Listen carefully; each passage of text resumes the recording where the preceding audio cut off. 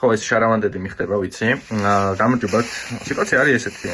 ანუ რაღაც ეტაპზე მივედი, სადაც უკვე წესი და რიგით მჭირდება გარე კანალიზაცია, მაგრამ ცენტრალური კანალიზაცია არც ჩემთან არა. ნუ არის 4 ვარიანტი. ერთი ამ შემთხვევაში არის უფასო საბურავების შალაგება მიწაში. მეორე ამ შემთხვევაში არის ბეტონის რგოლები, რომელიც არ ძალიან ძვირი აღждდება, მაგრამ არ ძალიან იაფია. მესამე ამ შემთხვევაში აი აქ მესამე იქნება სურათი. ბეტონის ესე ვთქვათ, ოთხკუთხედი სივრცე, რომელიც სპეციალურადაც იყიდება გაკეთებული და ასევე ამ შემთხვევაში თქვენ თვითონ შეგიძლიათ მიწაში ჩაასხათ და აქ იქნება მეოთხე, ეს იქნება ბიოტუალეტები, რომლებიც დღესდღეობით საქართველოში წარმოებული ძალიან ბევრი გვაქვს და 10 ისე ცუდია სხვათა შორის. 10 ისე ცუდია რა, მე არ გამიტესტავს, მაგრამ აი როგორც იდეის დონეზე ძალიან მომწონს, იმიტომ რომ როგორც ამიხსნეს 95% და 99% ტექნიკური წყალი ამოდის, რაც ნიშნავს, რომ იგი გაფილტრულია, არ მოიხმარება დასალევად, მაგრამ მოსარწყავად მანქანის გასარიცხად იგი სრულიად ვარგისიაო. ნუ ამას ლაბორატორია დაარგეს უკვე.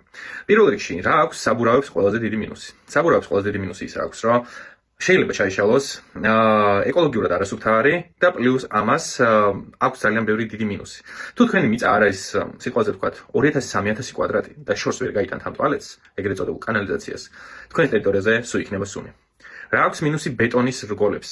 ბეტონის რგოლებს თუ მხოლოდ ერთს გააკეთებთ, ის იქნება უბრალოდ შესაგროვებელი, მარტივად რო ვთქვათ, რომელიც უნდა დასალოთ მანქანით. და თუ გააკეთებთ სისტემას ორი რგოლი, ანუ ეტაპობრივად დაბლა ჩადის და წყალი იფილტრება და უკვე ნიადაგში გადის ბოლოში, ამ შემთხვევაში კარგია, მაგრამ ძალიან დიდი ადგილი მაქვს ფართობი მიწაზე.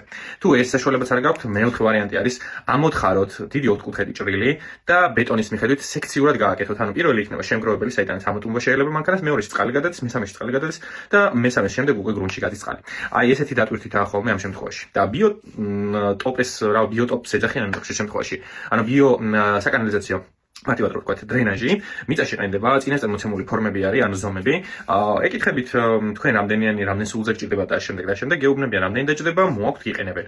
ნუ პირველი ისაა კარგი, რომ რაღაც ხარჯების საცილება მანდ შეგიძლიათ, იმ კუთხით, რომ მარტივად რო ვთქვათ, თქვენით მოიყვანთ ტრაქტორს და ამოთხევინებთ, თქვენივე ჩაყარით მიწას შიგნით, ნუ ესე ვთქვათ, ქვიშას, სილას, რომელიც მის დასადგმელად იქნება საჭირო და რაღაც ზედმეტ ხარჯებს აირიდებთ, რომელიც ესე ვთქვათ, ადამიანურ რესურსთან არის დაკავშირებული. ხოლო პირველი, რომელიც თქვი საბურავები, არის ძალიან იაფი, მეორე შედარებით იაფი, მესამე არც თუ ისე იაფი და შრომატევადი, მეოთხე ნაკლები შრომა არის, მაგრამ არც თუ ისე იაფი არის ამ სამთან შედარებით. არჩევანი ყოველთვის თქვენზე არის, გააჩნია რა გინდათ რომ გააკეთოთ მეგობრებო. თუ რაიმე დამატებითი კითხვა გექნებათ, დააწერეთ კომენტარში და მაქსიმალურად ვეცდები რომ დაგეხმაროთ ამ საკითხთან დაკავშირებით.